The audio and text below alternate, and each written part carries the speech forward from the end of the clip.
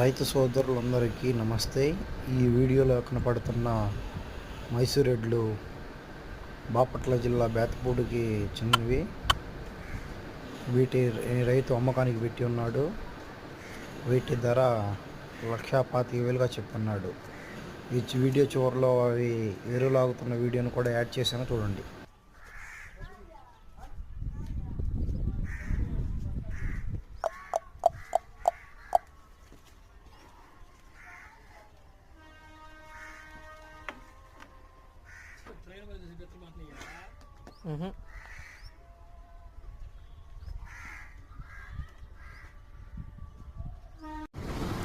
Cut.